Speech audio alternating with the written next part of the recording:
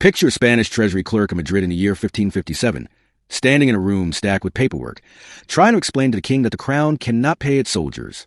Not because the money isn't coming. It's coming. Right now. Somewhere in the mid-Atlantic, a fleet of ships is riding low in the water under the sheer weight of silver. More silver than any government in the history of the world has ever controlled at one time. It just isn't here yet. And so, with literal tons of precious metal a few weeks from port, the richest monarchy on the planet is about to do something that should be economically impossible. It is about to declare that it cannot pay its debts. Rewind 12 years to 1545, high in the mountains of what is now Bolivia, at an altitude where the air itself is thin enough to leave you gasping. Spanish colonists stumble onto a single deposit of silver, so vast that historians describing it today still sound like they're exaggerating for effect. They are not.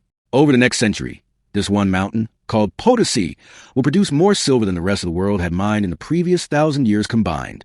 A single mountain will make Spain, almost overnight, the wealthiest nation on earth. And then, holding the largest fortune any government had ever possessed, Spain will go bankrupt. Not once, not as some unlucky one-time accident, a war, or bad harvest. Spain's government will default on its debt 6 separate times in under a century, each one while the silver fleets kept arriving, kept unloading, kept making the country, on paper, richer than the century before. This is a story of how a country can own an entire mountain of money and still manage to own more than it has. If you ever wondered how a government can have literally more gold than anyone in recorded history and still owe money to the guy who prints its receipts, subscribe now, because Spain is about to demonstrate it in spectacular, repeated fashion.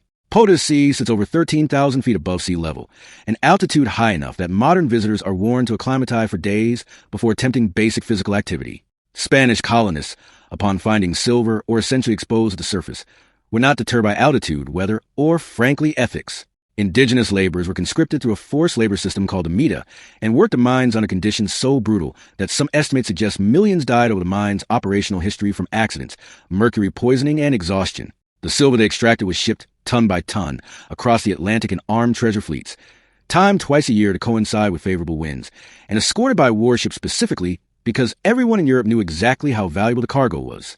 By the 1590s, Potosí alone was producing so much silver that it accounted for a significant share of the entire world's known silver supply. The town that grew up around the mine swelled to over 150,000 people, making it briefly one of the largest cities on the planet, larger at the time than London, Madrid, or Rome. It had for a while more theaters than most European capitals and a reputation for such extravagant wealth that a Spanish phrase, "Vale un Potosí," meaning worth a Potosí, entered the language as shorthand for something priceless. A mountain, quite literally, was minting an empire built on borrowed confidence. Spain in the 16th century was not merely a country. Under Charles V, who inherited the Spanish throne in 1516 and was elected Holy Roman Emperor in 1519, it was a center of a sprawling multinational empire that included territories in Germany, Austria, the Netherlands, much of Italy, and a rapidly expanding colonial holding across the Americas.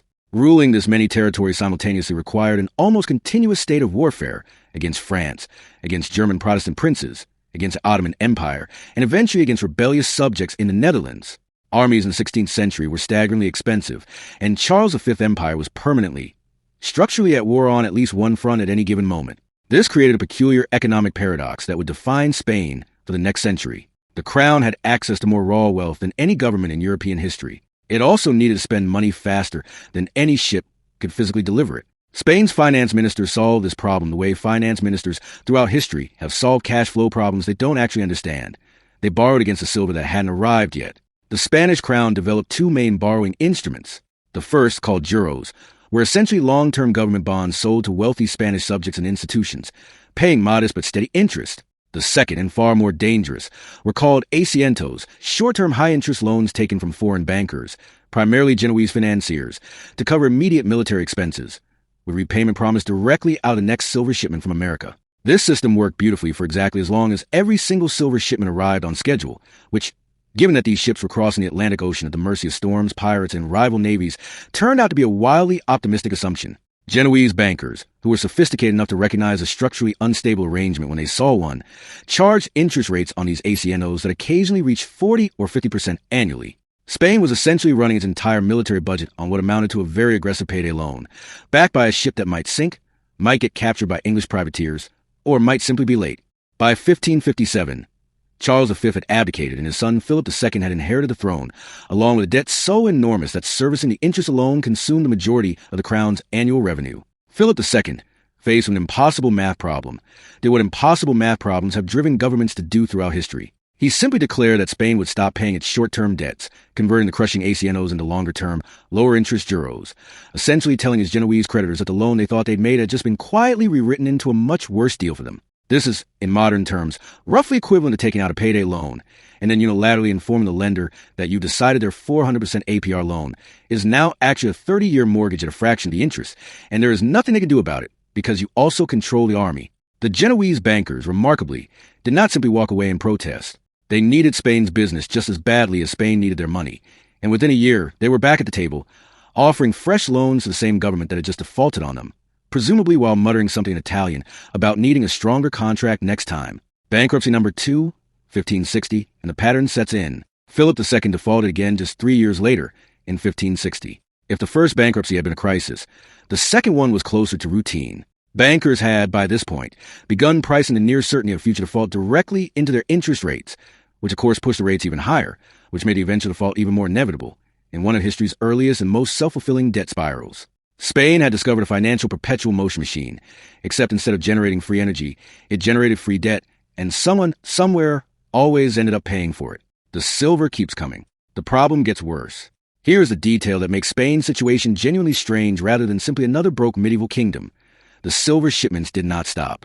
If anything, they increased throughout this period, as Potosi's output climbed year after year through the late 16th century. Spain was not bankrupt because it lacked money. Spain was bankrupt while holding, quite literally, the largest inflow of precious metal any state had ever received, a fact that turns this into less a story about poverty and more a story about the astonishing ability of a government to spend money faster than physics allows a ship to deliver it.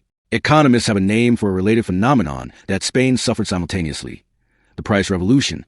As enormous quantities of silver flooded into the Spanish economy, and from there into the rest of Europe through trade and Spanish military spending abroad, prices for ordinary goods rose dramatically across the continent over the course of the century, in some estimates by 300 to 400%.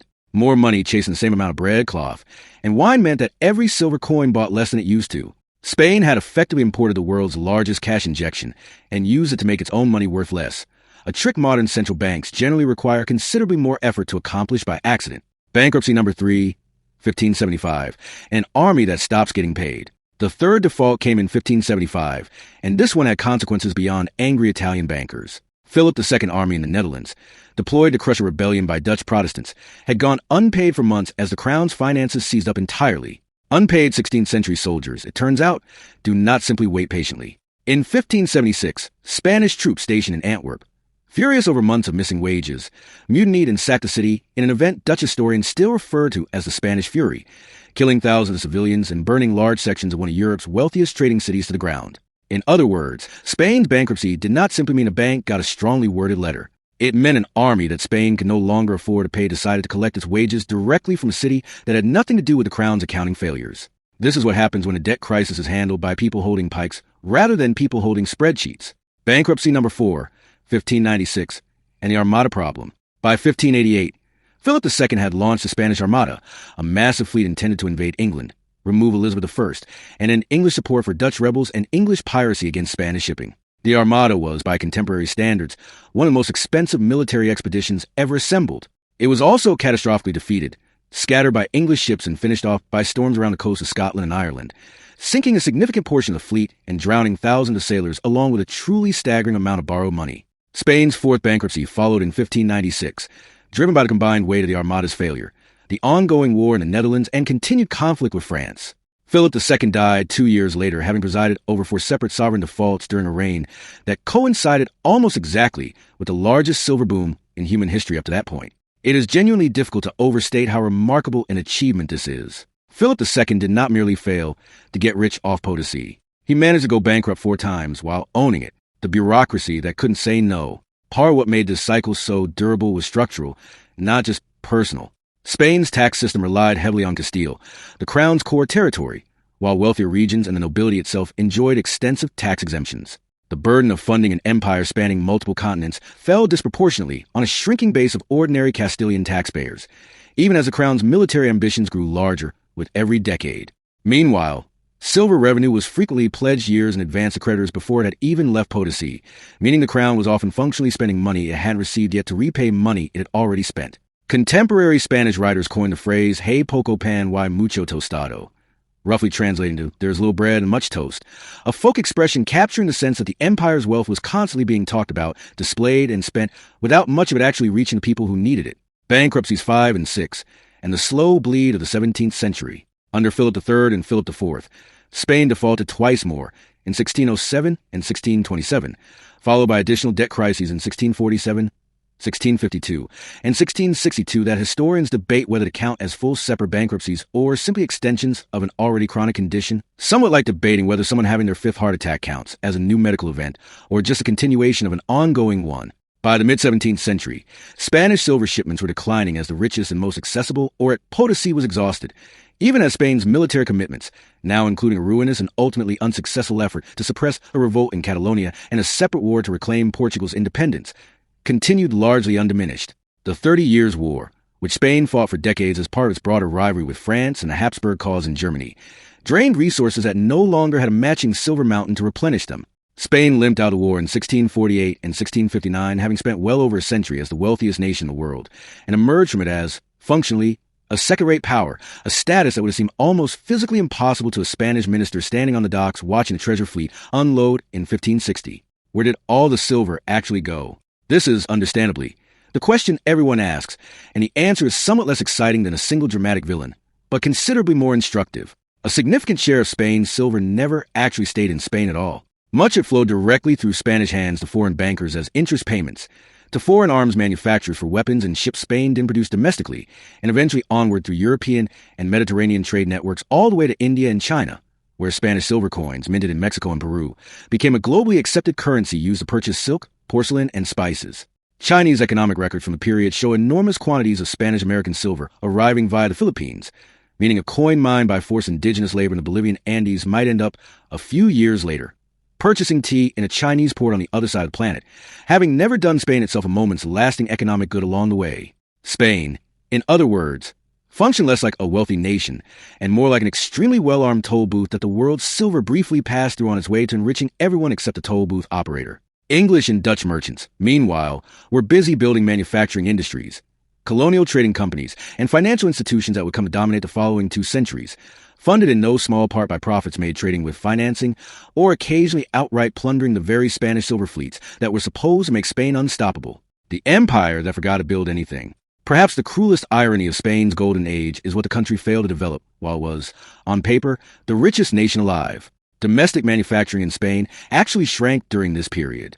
Wealthy Spaniards, flush with New World silver and enjoying enormous social prestige attached to noble titles and military service, showed little interest in investing in workshops, trade, or industry, activities considered beneath aristocratic dignity. Spain increasingly imported manufactured goods from England, France, and the Netherlands, paying for them with silver that had just arrived from America, meaning the empire essentially functioned as a very expensive, very temporary middleman between Bolivian mountains and Amsterdam warehouses. A Spanish economist of the era, Martín González de Celarigo, wrote with evident despair in 1600 that Spain had become a country where the rich did not work and the poor could not, and where money passed to the kingdom like water through a sieve, arriving from the Indies only to immediately depart for everywhere else. 400 years later, economic historians have largely just confirmed that he was right.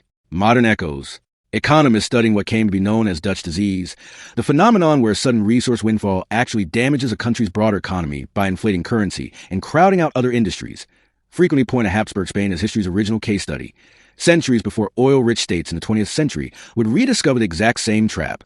A country can, it turns out, have more raw wealth arrive at its ports than any nation before it, and still end up structurally poorer for the experience, if that wealth is treated as something to be spent, borrowed against, and shipped straight back out the door rather than something to be built on. Spain proved, repeatedly and expensively, that having the money is a considerably smaller part of the equation than knowing what to do with it. The final accounting. By the time Spain's Habsburg line ended with the childless Charles II in 1700, the empire that had once controlled more silver than any state in history was widely regarded across Europe as a fading, indebted power, propped up more by the memory of its former wealth than by any current strength. The gold and silver had not vanished into some dramatic single catastrophe. There was no burning treasure fleet at the bottom of the ocean to blame, no single villain who stole it all in one heist.